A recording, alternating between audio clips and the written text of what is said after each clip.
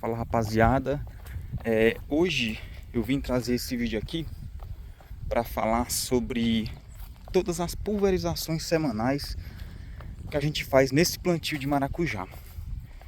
Esse plantio fazendo um mês, né? À primeira vista a gente pode ver que tem algumas plantas bem pequenas e outras bem maiores. Esse plantio está um pouco atrasado e no decorrer do vídeo eu vou explicar o motivo. Fazendo um mês, a gente vai falar aqui o nome de todos os defensivos, fungicidas, acaricidas e foliar que eu uso nesse plantio. Esse vídeo vai servir também para mim no futuro, para mim rever, né? E lembrar das coisas que aconteceram, né?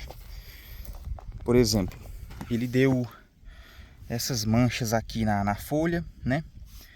Tava muito atacado em quase todo o plantio. A gente veio com as aplicações semanais com os fungicidas e bactericidas específicos e conseguiu tratar desse problema. E agora as plantas estão praticamente todas curadas, né, ó. Mas a grande maioria estava com esse problema, mancha bacteriana. E como vocês podem ver aí as fotos de como estava antes, né? E é isso. Bora lá, né? Vou estar falando aqui o nome de todos os inseticidas, acaricidas e fungicidas e foliar que eu usei nesse plantio até o momento, né? E bora lá. Eu plantei esse maracujá, né? E na primeira semana eu não pulverizei nada. Eu esperei a planta enraizar um pouco, né? E que é para ela ficar mais, como é que eu posso dizer, resistente, né? Na segunda semana começou a aparecer esses probleminhas, né? De doenças e alguns insetos.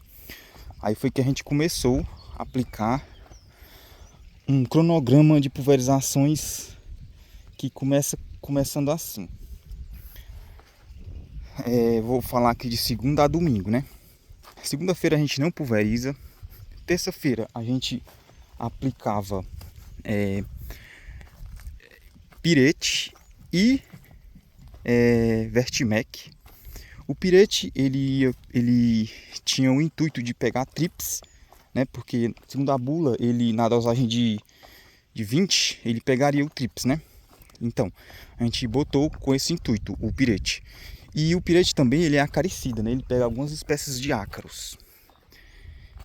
E o Vertimec, né, que a gente aplicava junto, ele é exatamente um acaricida, que ele pegava basicamente todos os ácaros e ele ainda, segundo a bula, ele pega mosca minadora, né? E ainda é nematicida. Muito bom, né? Combinação boa que a gente viu o resultado logo na primeira aplicação. Aí quando chegava na quarta-feira, a gente já entrava aqui com o Casumim e Amistar Top, que são dois fungicidas, né? Um fungicida e um bactericida, no caso. Já com o intuito de pegar a mancha bacteriana e a verrugose, que também começou a apresentar, né? E é isso. A gente usava esses dois. Quando era na quinta-feira, a gente não pulverizava, dava uma espécie de descanso, né? Aí na sexta-feira voltava com um inseticida de novo. E o inseticida que a gente usava era o D6 e o outro é um inseticida mais flexível, que a gente colocava o que estava mais acessível ali no momento. A gente chegou a colocar eleito, a gente já chegou a colocar provado, né? No caso, na sexta-feira a gente usava sempre o D6 e o outro inseticida combinado era sempre uma variedade, né? Às vezes provado e às vezes eleito, que era um restinho que eu tinha aqui, né? E o eleito também ele funciona contra trips, segundo a bula, né? E a gente via resultados. No sábado a gente entrava com massas, né? Uma massa verde e uma amarela, no caso, que era um cobre e um mancozeb. O cobre que a gente usou aqui foi o Garra e o mancozeb foi o Manzate, né?